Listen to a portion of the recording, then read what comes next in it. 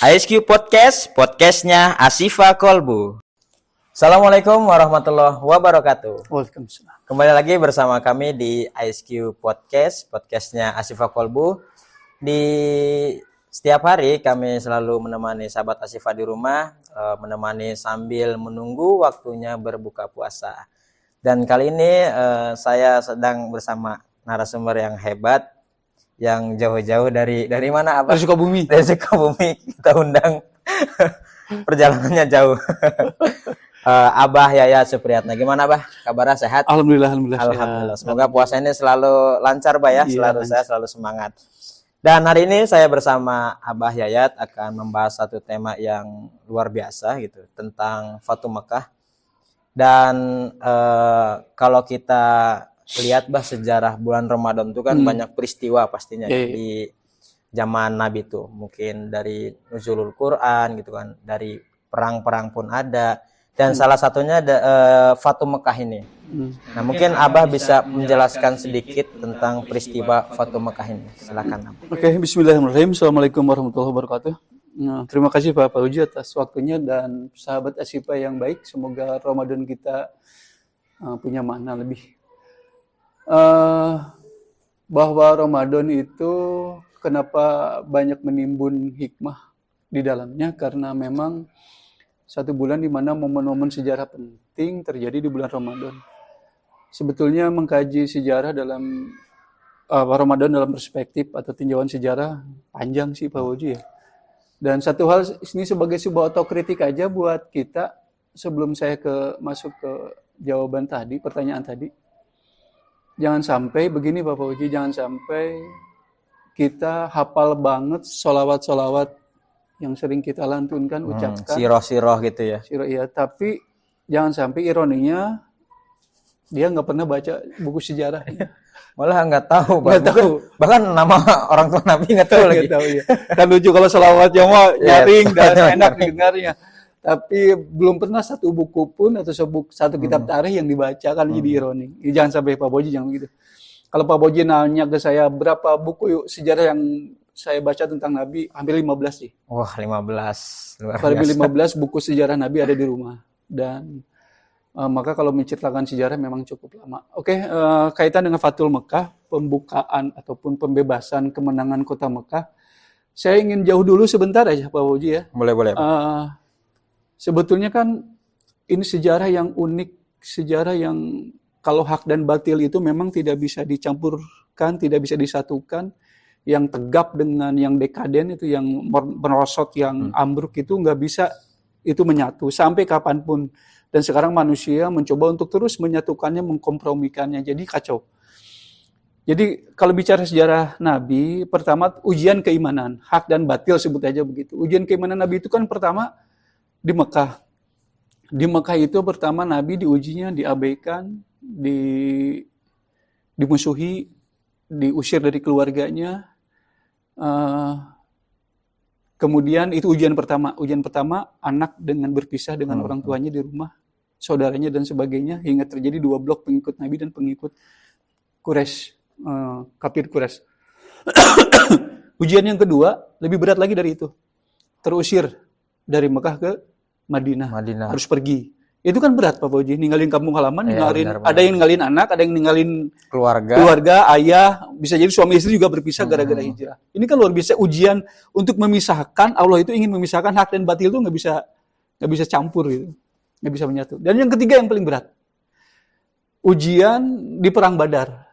Bayangkan, ya, benar. Ayah dan anak berhadapan, ngunus pedang. Ini kan saling membunuh. Bayangkan, itu ujian keimanan. Kalau kita diuji apa Pak Boji kira-kira? Ya, paling siang-siang ada orang minum es. Iya.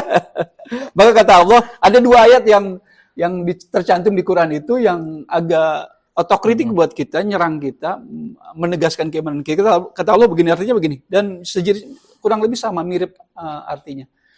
Jangan dikira, kata Allah, kamu, kalian akan masuk surga. Jangan mimpi kamu masuk surga, kata Allah begitu. Sebelum datang cobaan kepadamu sebagaimana cobaan-cobaan yang pernah menimpa orang-orang terdahulu. Orang-orang sebelum kamu. Ya, mereka diusir, kata Allah mereka ditimpa malapetaka, diguncangkan dengan dahsyat dan sebagainya. Pertanyaannya buat kita, cobaan kita seperti apa? Belum seberapa kayaknya. Belum seberapa, jadi iman kita gimana ya? Kayaknya udah ngeluh duluan itu. Oke, ini cobaan keimanan. Jadi kita sebetulnya hukum rasionalitasnya beginilah, sebab tenang sebab akibat. Jadi kenapa sih akibat cobaan itu kan akibat dari sebab yang kita lakukan, atau hukum teorinya ada aksi ada reaksi. Jadi reaksi keimanan kita itu masih sederhana, mudah, rendah, hingga cobaannya pun rendah, mudah. Itu problem aksi reaksi atau sebab akibat. Jadi sebetulnya iman kita itu seperti apa, sebesar apa, sekuat apa, hingga itu kan akan mendorong aksi, perbuatan.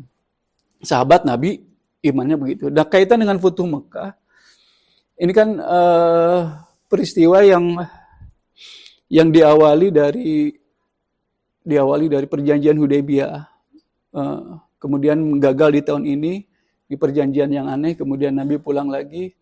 Ini kan perjanjian yang Hudaybiyah itu perjanjian yang aneh menurut sahabat dan sejarawan juga. Nabi kenapa melakukan ini?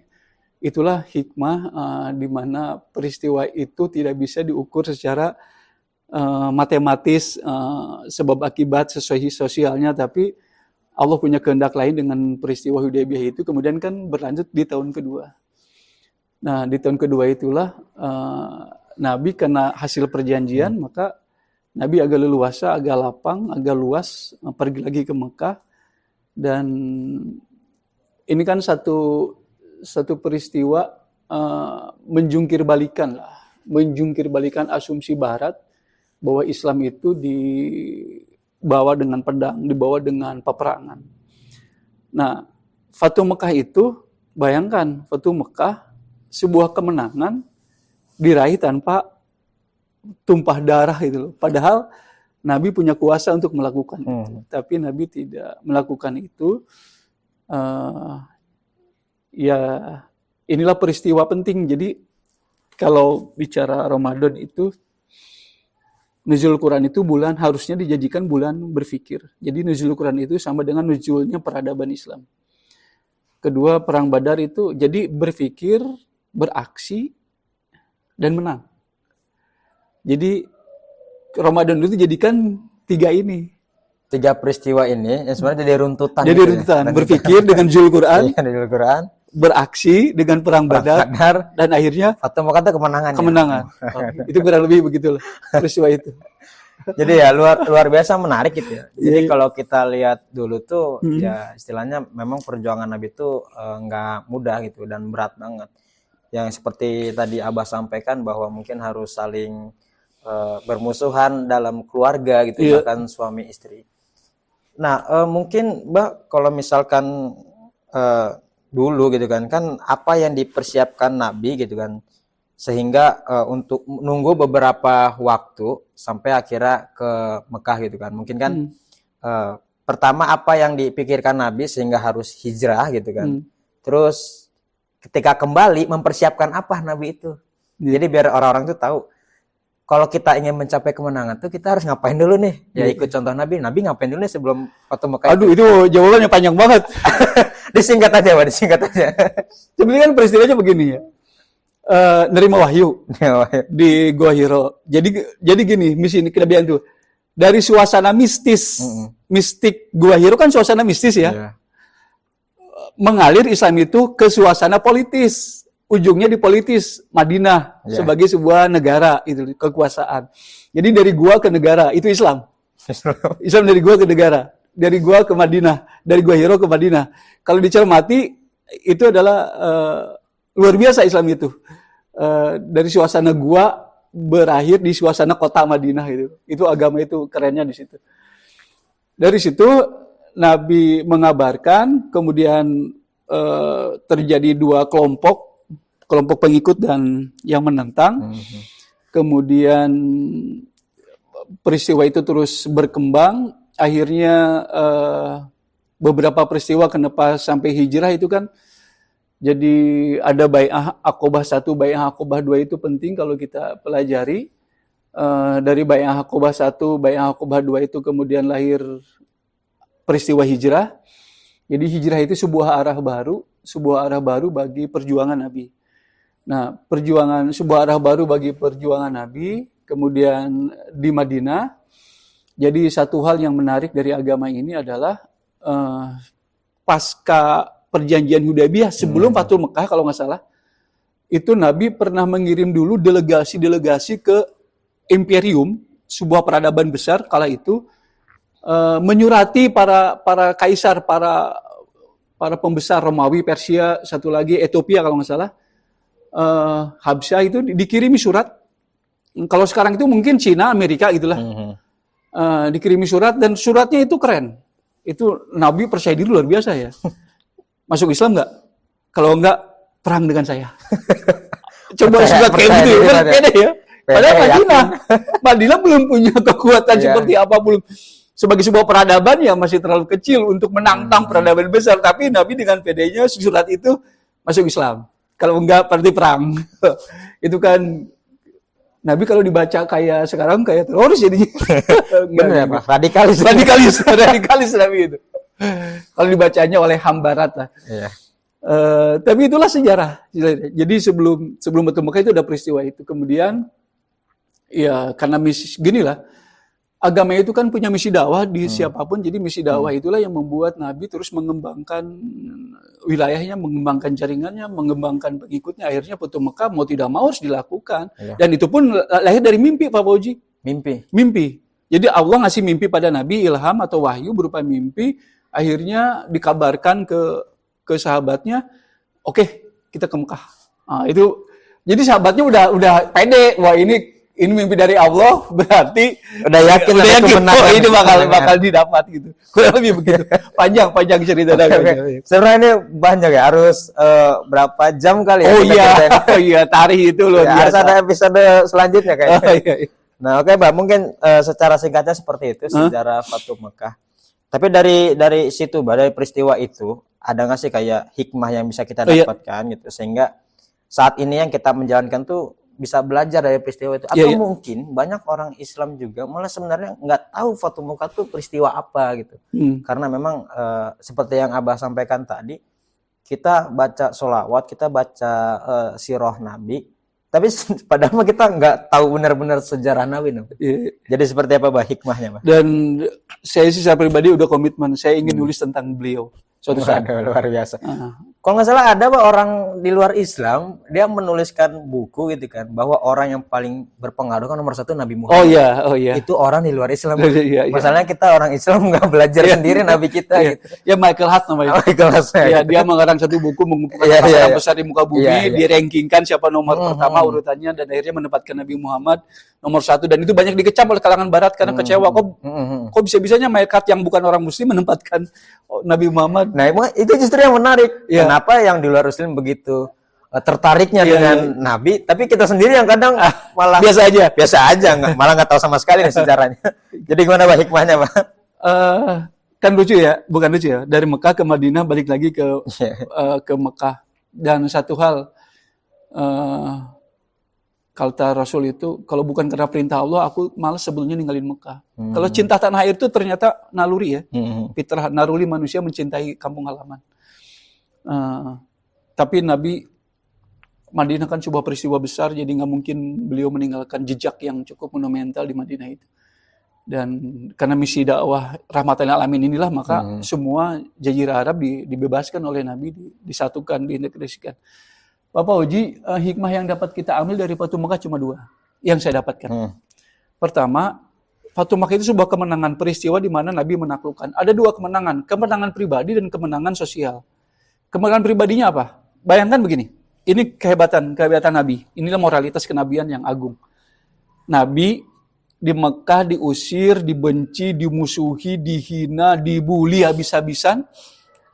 Jadi kalau kita makan belum di apa-apa sebetulnya, ya. Dia lempari kotoran, di apapun, sahabatnya dibunuh, lemparin batu, apapun. Itu kan ketika Fathul Mekah, Nabi dengan kawan-kawannya menjumpai mereka yang dulu seperti itu. Yang dulu ya berperilaku buruk ke kita. Iya, buruk. Kan momen untuk balas dendam itu terbuka lebar dan punya kuasa Nabi, dan pasti bisa melakukan itu dan menang gitu. Dan kayaknya sejarah juga mencatat mentelolir lah. Maksudnya nggak terlalu berat gitu moral Nabi, balas dendam lah, wajar kategorinya gitu ya. Wajar lah. Kayaknya kita juga jengkel ya. Di orang dulu meludahin saya. Kenapa langsung lah gitu. Ngebunuh teman saya gitu. Tapi yang jadi kemenangan yang hebat dari Nabi itu, Nabi memaafkan. Semua dimaafkan. Semua dimaafkan. Yang dulu membenci, memusuhi, bahkan membunuh dan sebagainya. Itu kan kemenangan pribadi. Dia jadi kemenangan itu, sahabat SIPA yang baik, kemenangan pribadi itu adalah kemenangan ketika kita sanggup memaafkan, di mana sebetulnya kita punya kuasa untuk marah, untuk balas dendam, untuk melakukan tindakan itu. Tapi ketika kita sanggup memaafkan, itulah kemenangan. Dan Nabi melakukan itu kan luar biasa ya. Sahabat juga menerima dan harus tunduk pada Nabi untuk memaafkan semua penduduk Mekah yang dulu seperti apa sikapnya. Ini kemenangan pertama. Dan kemenangan kedua adalah kemenangan sosial. Kemenangan sosial itu kan sebuah kota takluk gitu. Takluk dan jadi kekuasaan Nabi, ada di wilayah kekuasaan Nabi di Madinah, bagian dari kekuasaan Islam di Madinah, Mekah itu.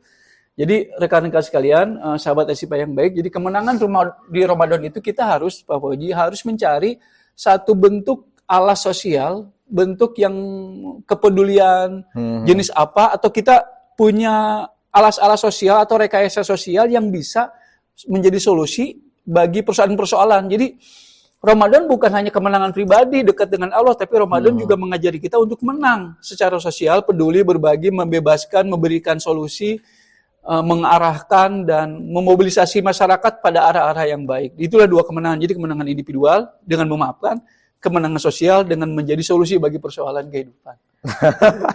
Luar biasa ya, dan sangat dalam banget lah pokoknya. Sebenarnya banyak kali yang sebenarnya bisa kita obrolin lagi. Ya, bisa. Karena terkait sejarah itu, wah ini panjang lebar. Gitu. Iya. Belum lagi banyak pendapat juga sejarah tuh. Jadi buat sahabat Asipa di rumah, mungkin nanti kita ngobrol lagi Pak ya di part-part selanjutnya. Iya, lain tema lah. Lain tema gitu. Jadi untuk tema hari ini mungkin itu saja. Bah, terima kasih udah hadir di ISQ Podcast, atas ilmu-ilmunya juga terima kasih. Dan buat sahabat Asipa di rumah juga terima kasih telah menonton podcast kali ini dengan tema yang luar biasa.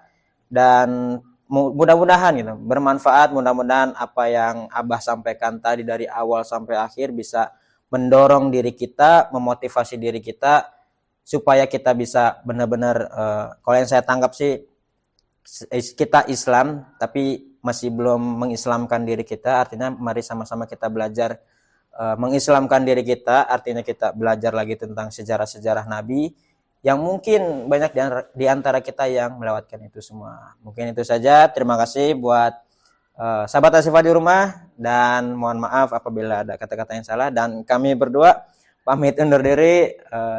Terima kasih. Wassalamualaikum warahmatullahi wabarakatuh.